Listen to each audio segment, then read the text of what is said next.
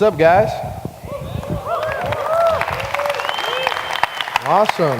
Thank you. All 10 of you guys right up here in the front. All you other guys must be Cowboy fans, I guess, huh? See how it is after this year, huh? Anyways. No, great. Awesome. It's great to be here, guys. I appreciate you guys coming. I know, I guess I understand it's not mandatory for you guys. My wife went to a Christian school in Abilene, Hardin-Simmons, and she said Convocation was not the most exciting event of the day. So I appreciate you guys here. I hope I'm not going to bore you. I'll try not to put you to sleep. If I see any of your eyes closed, I'll just assume that you guys are praying for me. So thank you. Thank you for that. So I'm going to try something here. We'll get something going. But have you heard of this thing? It's called like Twitter. Twitter? Heard of that? Okay. Y'all are college kids, you know. I'm going to take a selfie here, guys, and see if y'all can do something crazy in there, and I'll tweet it a little bit later at you guys, okay? Okay. There we go. Cool. Awesome. You guys planned that. So very cool. Very cool. Awesome. Well, hey, guys, I appreciate you guys being here, like I said, and today, I'm just going to tell you a little bit about myself, a little bit about what God's doing in my life, and maybe a few football stories. Is that cool with you guys? Is that cool? Are you awake? Your eyes closed? You praying? Okay, awesome. Well, cool. A little bit about me, guys. Like Salim said, I grew up in Abilene. I was the son of a coach's kid. Football is in my blood. I love football. Grew up at a very young age, in the locker room on the sideline and getting to see, a lot of those football guys that my dad was coaching, and I wanted to be those guys. I wanted to play in college. I wanted to play in the NFL. And my dad not only recruited really good football players, he recruited Christian, men of character. And I saw that in those guys, and I wanted that. I wanted to be them on the field, and I wanted to be them off the field. The way those Christian athletes, the way they talked, the way they walked, the way they played was different. And you guys can see that, I think, in Christians, and it's an attractive quality because they were cool, man. I was this little kid, and that was it. That's where I wanted to be. So I sought that out. I found out what that was in their life, and it was Christ, and I accepted Christ into my life. And I haven't been the same since. So I encourage you guys. I know I don't know if any of you athletes are in the room today, but you have a platform and you have influence, and it could be used either good or bad. So just know that people are looking at you, and really not even athletes. I'd say anybody. You got a little brother, little sister. Somebody's looking up to you. Somebody's looking at you. So keep that in mind. Keep that in perspective. I continued to grow. I went to Abilene Wiley there in Abilene Wiley High School. I went to school at U of H. I had one scholarship offer, and that was at U of H. I got to play football there. We did all right. We won a few games. Had a lot of fun, and then I was undrafted come draft day, and luckily the only team that called again was the Texans down the road. So I was pumped. That's where I wanted to go. Yeah, there's a few Texans, 3 of them. And hopefully there'll be more after this next year. But anyways, signed with the Texans, spent a year on the practice squad, and then obviously this past year was a little crazy. Got a promotion midway through the year, and God really worked on my heart this year. I've learned so much. My faith for me. I love coming to talk to you guys in college athletes, college students, is that my life was changed in college. I grew up in a Christian home, went to church, did all the church things, but when you go to college, your faith, or whatever it is, it becomes real. You can sleep in on Sunday and not go to church if you want. You can go out and party and get drunk and get wasted and, still get up and go to church if you want, or you could, not. You have all these choices, all these things that you can do. And, there's consequences. It's not your parents making decisions anymore. You can stay up all night if you want. And, so I really encourage you guys, this is a big time in your life. The decisions you make right now, small and big, they have consequences, repercussions, and ripple effect on down the line. So I love coming and talking to you guys. But, so I learned a lot in college. And this past year was, kind of a relearning experience for me. Kind of learn kind of about my identity, what I put my priorities, where I put my priorities, and what my identity is in. Something really early on in my college career, I learned that my identity is not in football. I kind of had to relearn that this year when, my identity is not in winning. We didn't win a whole lot of games this year. I think we won 2. When I was playing, I didn't win any. So I guess you guys are starting football next year, so y'all didn't play last year, so y'all won as many games as I did last year. So that's how that goes. But so yeah, I had to learn that. My identity is not in winning, and I'm a winner. I love to win. I love to compete. I hate to lose more than I love to win, and that's something that God really, really worked in my heart this year. That your identity is not in what you do, whatever you're doing. You guys are students. When you get a job, whatever you do, that's not your identity. I'm a Christian who happens to play football. I'm not a football player who's a Christian, if that makes sense. And I want to challenge you guys that that really is the most important thing. Now I'm not saying what you do doesn't matter, because you guys all know that the Bible says that whatever you do it with all your heart, as working for the Lord, not for men. And another verse says, this is one of my favorite, in a race all runners run, but only one gets the prize. Run in such a way as to get that prize. So God, he says that all these things you do, all the losses this year, that's going to be forgotten. All the records in college, that's going to be forgotten.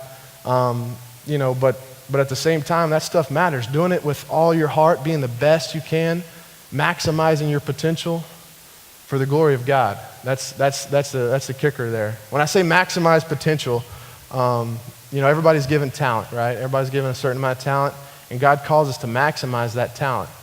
An example I use is dunking the basketball, right? I used to be able to dunk back in the day, like I did it once, I think. And but now, when I want to dunk, sometimes like a bunch of you other white boys out there like me, we lower the goal a little bit, right? You put it down maybe 9, 8, maybe 7.5 if you have to. And you get there, and you feel good, right? It feels good to dunk, right? But in your heart, it's not the real thing. It's not 10 foot. And that's kind of in life. Sometimes we get okay with being just average, just getting by, and we feel good about ourselves because we got the job done. But you're not maximizing your potential. You're not maximizing your talents. You're not being the best you can be. And I think God has a 10-foot goal out there for everybody.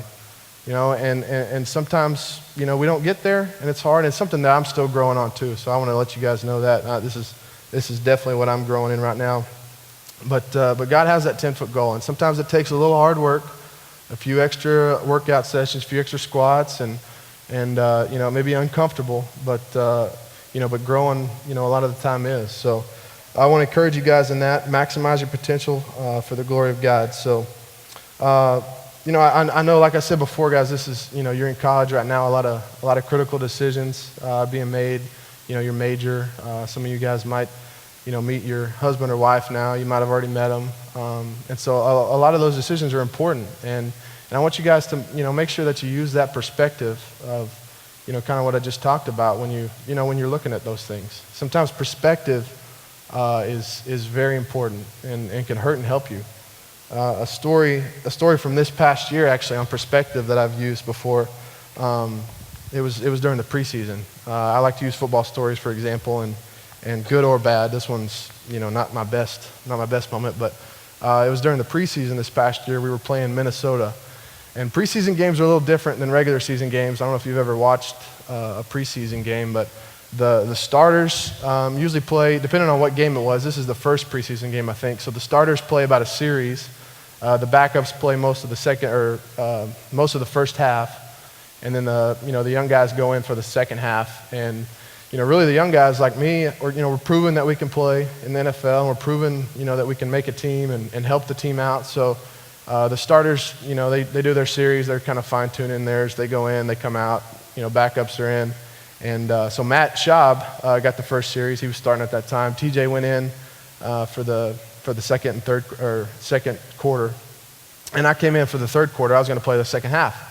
So third quarter's going really well. I think we'd had to drive for a touchdown and a field goal and get the ball back with just a few minutes left in the third quarter, run a few plays. And the play clock, which is different from the game clock. The game clock has the time of the game on it. The play clock restarts every play at 40 seconds. So we run a play, and the game clock is below the play clock. You follow me? Okay. So the game clock is lower than the play clock, and the play clock's there. So I look at the play clock, it's going down. And in between plays, as a quarterback, I'm sitting here. The huddle's right here. I got to stand about 3 or 4 yards outside the huddle, make sure the huddle's set. I got a lot of things going on, in my mind. And play clock's there. I got to keep my eye on the play clock. The play is actually coming in from our quarterback coach into a headset in my helmet. And most of the time, it sounds like, and that's all you hear. And so you're like, what? And you got to say, give it to me again. And the play clock, if it's at 15 seconds, they shut off our headset so we can't hear anything else. So our coaches tell us before every game to have 1 or 2 plays in each personnel set that we can call in case we need to get a play out early and we don't have to burn a timeout. So I'm sitting there, the play clock's going down, right? The game clock is up here, it's going down too. And I don't see the game clock. Our coaches have decided to take the third quarter, and I'm still in my zone, I'm still in the drive, I'm feeling good. We've had some good drives. So I'm sitting there waiting on the play. I'm trying to hear my headsets, nothing's coming on. I look at the huddle, it's all good. The play clock's going down, 20, 19, 18. I look over at the sideline and nobody's looking at me. And I'm like, what's going on? At 15, it cuts off. I'm like, oh, okay, I got to go. So I go ahead and call my play. Just a basic play. I broke the huddle coming out. The play clock's going down, 6, 5. I look over at the sideline and all the coaches are yelling, hey, look at the clock, look at the clock. And I'm like, yeah, I know, I'm trying to get it off. I'm trying to go. And so I start my cadence, and it's going down 3, 2, 1. And I'm like, oh, I got to call timeout. So I turn around to the ref, and I call timeout. And he comes up to me, and he's like, hey, you don't want to call timeout. And I'm like, what? He's like, look at the clock. And I'm like, look at the game clock. And I'm like, oh, man. And I figured out I had the wrong perspective, right? So I go over to the sideline and get a stern talking to. The third quarter had gone out, and luckily the ref didn't charge me a timeout because it's preseason, I guess. But he was a really nice guy. I don't even know his name. I need to remember that. But I had the wrong perspective, right? I use that example because of perspective. I was so focused on my job. My job is, get the huddle right, get the play, the down and distance, the play clock, all that stuff. But I didn't have the big picture in mind. I didn't have the game clock in mind, and that hurt me. I wasn't at my best. I wasn't being my best. I wasn't maximizing my potential. And really, I was hurting my teammates too. I was hurting the guys on the field because they're following me. They're doing whatever I say to do. And, I was putting them in a bad situation. I was putting the coaches in a bad situation. And so what I'm trying to say by that, guys, is that sometimes your perspective, when you're making decisions, when you're living life, it can hurt you. You can't be at your best sometimes if you have the wrong perspective. So I want to challenge you guys to use the right perspective. God has the ultimate perspective. He doesn't look at the outward appearance. He looks at a man's heart. So maybe look at your heart. Maybe look at the big perspective when you're making big and small decisions as you're going through your college career. So with that, just like I said, maximize your potential, not for yourself, but for the glory of God, and using that perspective. So I really appreciate you guys having me. I think I'm going to be outside meeting a few guys, shaking hands. I'd love to meet you guys. I know Salim is going to come up here and close us out in prayer. But it's been great. You guys have been great. Good luck to you guys. I know you're starting the football season next year. I didn't see anybody praying, so you can pray now. Thank you, guys.